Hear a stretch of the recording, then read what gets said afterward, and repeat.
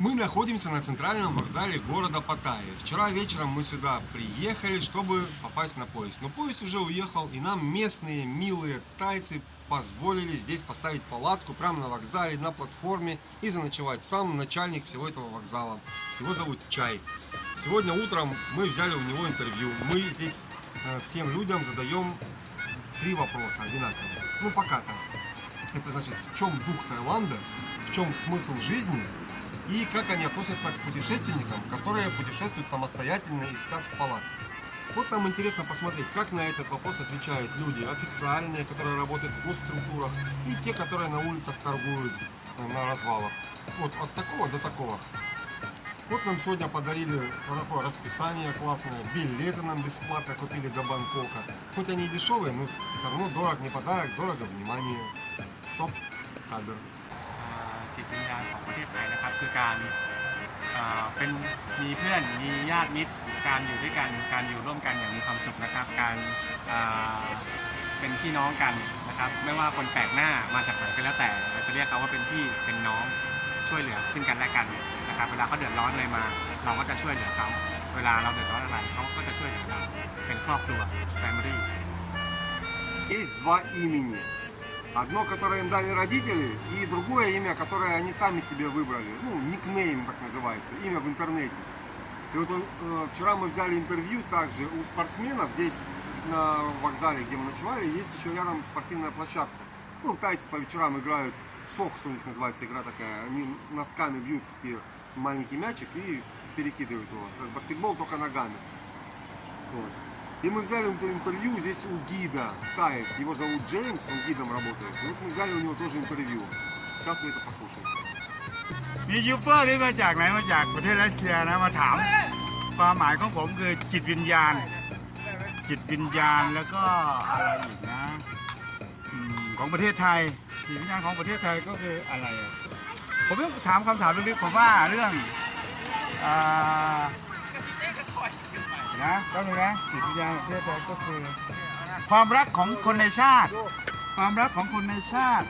ครับศาสนาพระมหากษัตริย์ We are free Thailand ศาสนาให้ฟรีศาสนาว่ามุสลิมคริสต์ฮินดูพราหมณ์ศาสนาอะไรก็ได้อาจารย์ครับไทยแลนด์ก็คือความจิตวิญญาณของคนประเทศไทยแล้วก็อีกอย่างถามอะไรนะโอเคเรื่องวัฒนธรรมการปกครองความเป็นอยู่ของประชาชนactivity กิจกรรมกีฬาของพื้นบ้านของไทยใน Southeast Asia เอเชียตะวันออกเฉียงใต้ประเทศมาเลเซียพม่าเขมรเวียดนามเขาชอบมากดูสิเขาชอบมากตะกร้อครับตะกร้อก็คือสุดยอดคนไทยชอบมากครับขอเป็นตลอดเลยครับเด็กๆผู้หญิงผู้ชายชอบครับตะกร้อ thank you Вот эта вот продавщица, но она сегодня нам делала массаж, потому что она еще и массажист. Увидела, что мы с Сережей туда-сюда вертимся, что-то там разминаемся, предложила нам массаж сделать. Очень сильно нам помогла. Вот, как фонтан. Ой, хорошая женщина, очень добрая. Хорошо выглядит. И мы взяли у нее. И мы взяли у нее интервью. สวัสดีค่ะที่นี่ประเทศไทยเป็นประเทศที่อิสระเสรีเราอยากทำอะไรก็ได้ที่อยู่ในขอบเขตกฎหมายของประเทศไทยเรานะคะ Дух Таиланда. โอเคจิตวิญญาณของประเทศไทยคืออะไรนะคะสำหรับฉันคิดว่ามันคือการที่เราได้ทำแบบที่เราต้องการทำแบบที่เราอยากเป็นแล้วก็อยากเที่ยวแบบอิสระฟรีสไตล์ from จากทั่วโลกแล้วก็จากมุมมองของเราค่ะ thank you В России есть город Тавда, 32 тысячи человек. Город Паттайя, страны Таиланда, 190 тысяч человек. И вокзал Тавды в 2 раза больше, чем вокзал Паттайи. Просто потому что в Таиланде люди больше ездят на автобусах. ความรู้สึกของการมีชีวิตคืออะไรครับการมีชีวิตก็คือได้ ทำในสิ่งที่ตัวเองทำแล้วมีความสุขโดยไม่เดือดร้อนคนอื่นนะครับอาจจะมีพ่อแม่พี่น้องนะครับได้ทำงานที่มีที่ดีที่สุจริตที่ซื่อสัตย์นะครับการหาเลี้ยงชีพชอบก็คือการทำมาหากินที่สุจริตนะครับการได้มีเพื่อนการได้พบปะกับผู้อื่นนะครับ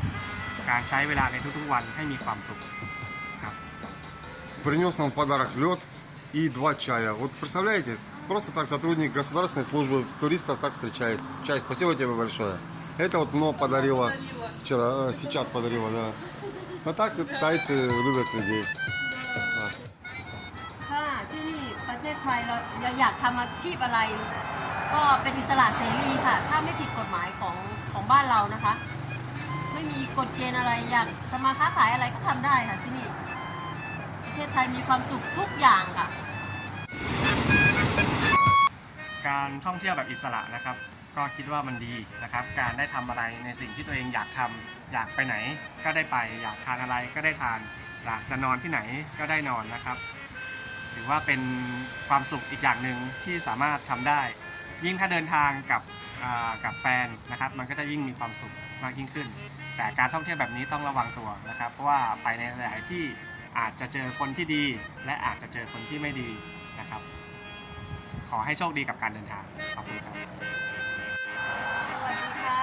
ประเทศไทยเราจะเที่ยวที่ไหนก็ได้นะคะ อิสระเสรีทุกที่ขอให้มีตังค์อย่างเดียว เที่ยวได้ทุกที่ค่ะภาคเหนือภาคอีสานภาคใต้เราเที่ยวได้หมดค่ะมีอยากเที่ยวน้ำตกภูเขาทะเลมีทุกอย่างประเทศไทยสมบูรณ์แบบที่สุดค่ะ